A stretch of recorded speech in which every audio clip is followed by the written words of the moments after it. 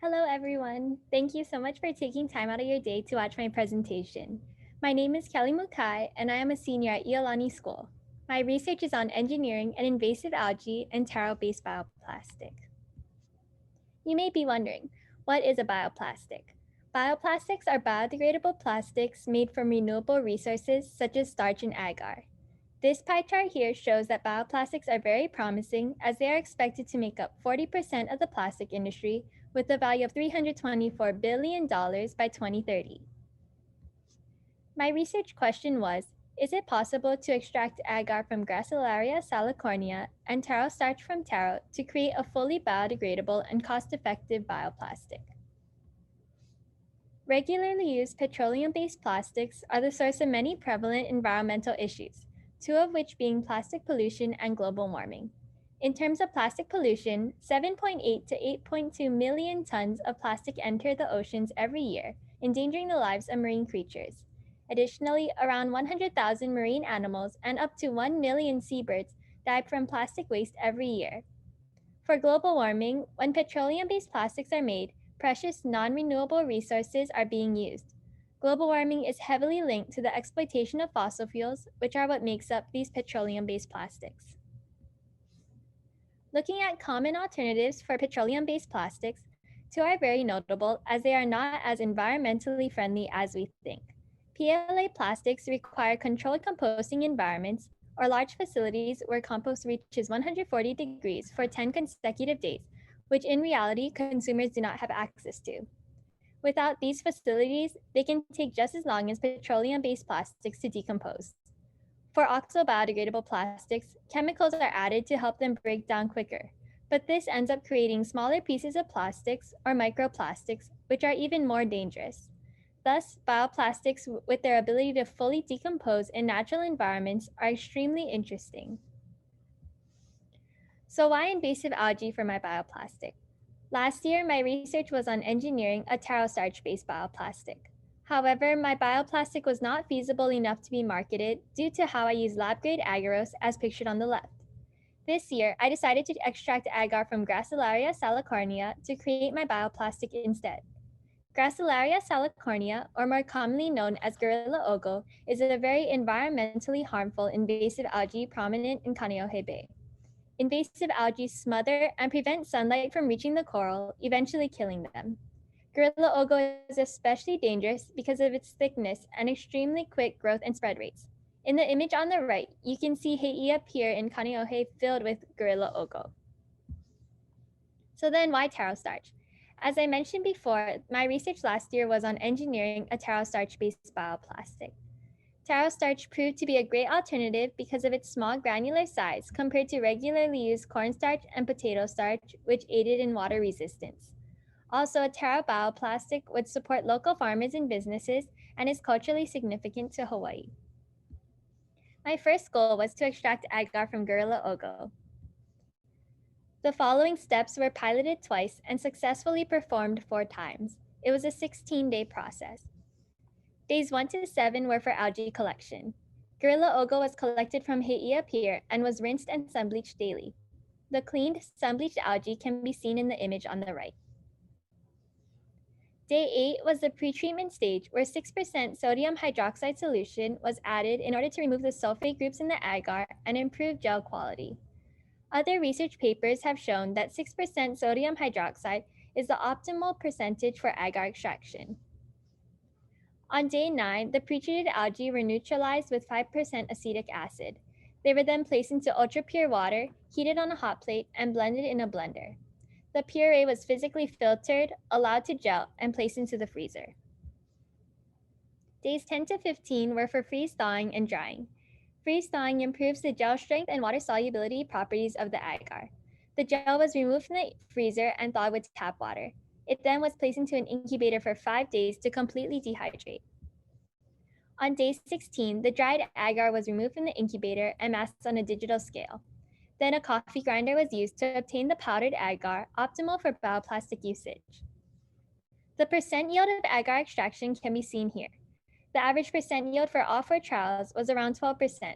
It was calculated using the weight of the powdered agar divided by the clean anhydrous weight multiplied by 100. The clean anhydrous weight is the weight of the dried algae after the 7-day sun bleaching process, which was 50 grams for all 4 experiments. This yield was much higher than Srimanova's study, but lower than Abraham's. However, this may be because my agar was completely dehydrated due to how it was placed into the incubator for 5 days, unlike Abraham's, which was shown to have some moisture content. In order to test the quality of the agar extracted, I found the melting point of my Gorilla Ogo agar and lab-grade agar. The temperature was observed as the lead shot, which is circled in pink, dropped through the heated solution. I conducted 20 trials for each type of agar. The average melting point of my agar was 84.1 degrees Celsius, which was less than the lab-grade agar's melting point of 89 degrees Celsius, showing that my agar is slightly less pure. My second goal was to extract taro starch from taro. This method was adapted from my research from last year. The water that contained the diffused taro starch was placed into a centrifuge. This centrifuge technique made this process much less time-consuming. The starch that fell to the bottom of the centrifuge was placed into the incubator to dehydrate. Then a coffee grinder was used to powder the taro starch. The third goal was to use the extracted agar and taro starch to create a fully biodegradable and cost-effective bioplastic. To create the bioplastic, the Gorilla Ogo agar and taro starch were dissolved into vinegar, glycerin, and water on a hot plate. The solution was poured onto a sheet and allowed to completely dehydrate in an incubator.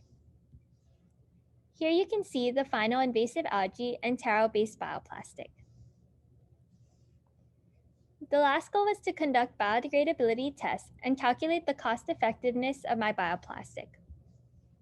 I found the biodegradability rate of my invasive algae and taro-based bioplastic in comparison to regularly used petroleum-based plastics and oxo-biodegradable plastic, which was one of the common alternatives I mentioned before.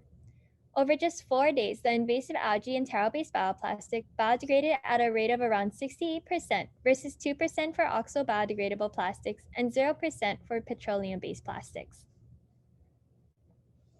For cost effectiveness, I found that the price per square inch of my bioplastic would be 0.0328 cents. Using this value, I calculated that an invasive algae and taro-based bioplastic bag would cost around 13 cents to produce, which is comparable to other bag prices listed here to the left.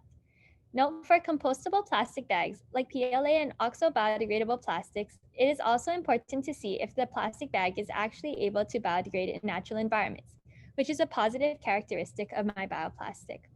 Also, if I were able to scale up, this cost of 13 cents would definitely go down even more.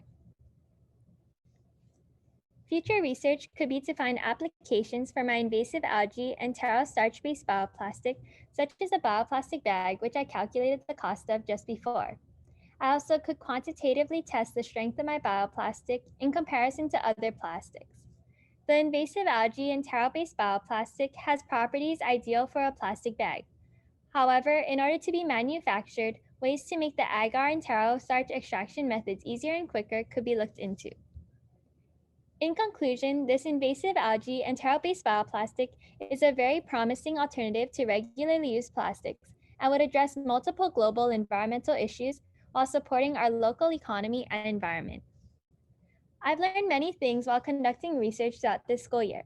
First, most importantly, I learned how to be flexible. In the beginning of my research process, I searched all around for smothering seaweed, a different type of invasive algae which I plan to conduct research on.